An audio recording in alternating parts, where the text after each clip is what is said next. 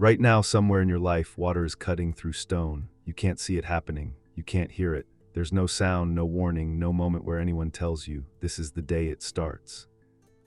But give that water 40 years, and it doesn't just wear the stone down, it carves a canyon deep enough to swallow a city.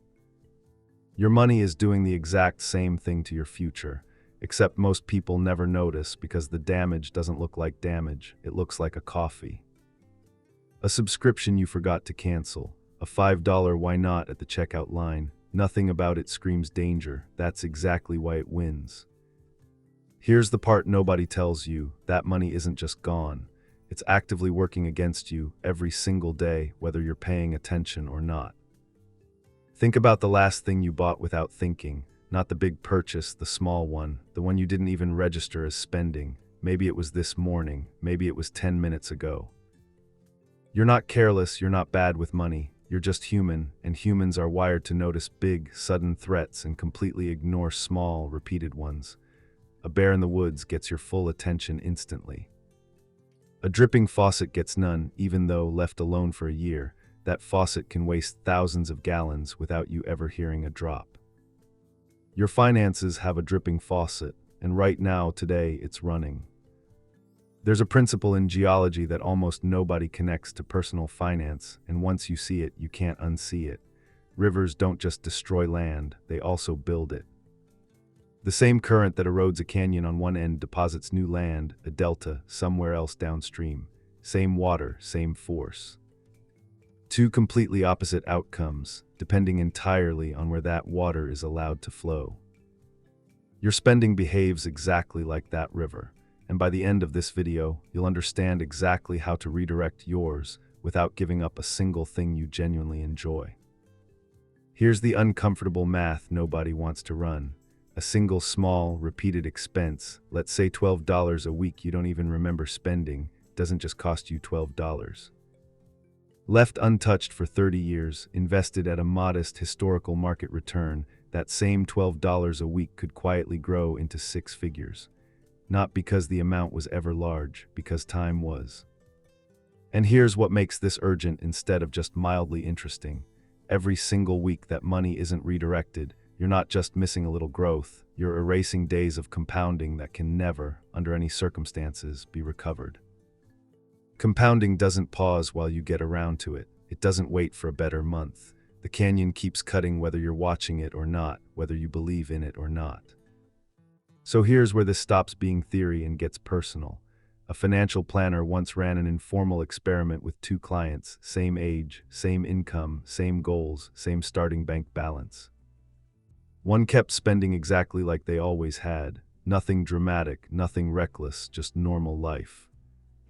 The other changed one single thing. For 30 days, they tracked every small, repeated expense, the kind that never shows up as one big number, and then redirected just half of that total into a simple, automated investment account. Same starting point, same income, one decision apart. Half of that redirected money grew quietly in the background while the second client kept living their completely normal life. Same vacations, same dinners out, same small pleasures. No extreme budgeting. No spreadsheet obsession, no deprivation, just water moved from erosion into deposit. By year 10, the difference between the 2 clients was noticeable but not yet dramatic. By year 20, it wasn't close. And by retirement age, one of them had quietly built something substantial, a real, tangible foundation for financial independence, while the other was still standing at the edge of the same canyon they'd been standing at for decades, wondering where the years went. The unsettling part isn't the size of the gap, it's this. Both of them had the exact same amount of money flow through their hands every single year for 30 years straight. The only variable that changed was where that water was allowed to go. Here's the twist most people completely miss, and it's the one that changes everything once you actually absorb it. This was never about spending less. It's about routing what you already spend somewhere else before it disappears. The river doesn't stop flowing to build a delta. It just gets redirected before it slams into the canyon wall, which means the real goal was never cut back. The real goal is let less disappear without noticing. Those two ideas sound almost identical. They are not remotely the same thing, and confusing them is exactly why most people quit within a month of trying to budget better. Of course, none of this is as simple in practice as it sounds on paper. Redirecting money requires seeing it first, and modern spending is engineered, quite literally, to be invisible. Subscriptions renew silently in the background. Small purchases don't appear as one large, alarming number on your statement. They show up as 30 or 40 tiny charges scattered across a month, each one individually too small to trigger any kind of alarm in your brain. That invisibility isn't an accident. It's the entire design philosophy behind modern spending: friction removed, awareness removed, one frictionless tap at a time, built by people whose entire job is making sure you never stop to calculate the total. Which means the real obstacle standing between you and financial independence was never really the money itself. It was visibility. You cannot redirect a river you cannot see. And for most people, that river has been running quietly underground for years, sometimes decades, carving out a canyon they never even knew existed until they were standing right at its edge, looking at a retirement account that doesn't match the years they put in. But here's the realization that changes everything, the one thing that actually flips this entire situation on its head. You don't need to hunt down the river, you only need to build one gate. One single automatic transfer, scheduled for the same day your income arrives, moving even a modest, consistent amount into an investment account before you ever see that money sitting in your checking balance. Not willpower, not discipline, not another budgeting app you'll abandon in 3 weeks. Just architecture, one gate, placed upstream of the canyon, redirecting the flow before it ever reaches the part of your brain that's so good at finding reasons to spend it.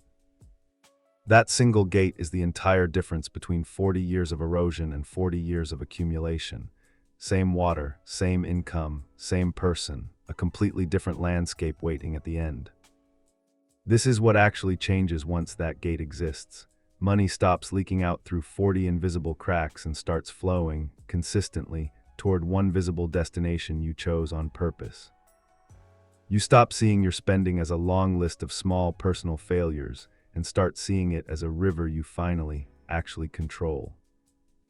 And the version of you standing at retirement age isn't staring into the edge of a canyon, doing the math on what could have been.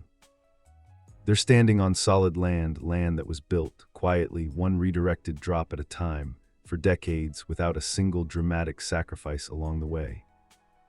Here's the part worth sitting with long after this video ends. The river doesn't care whether you're watching it.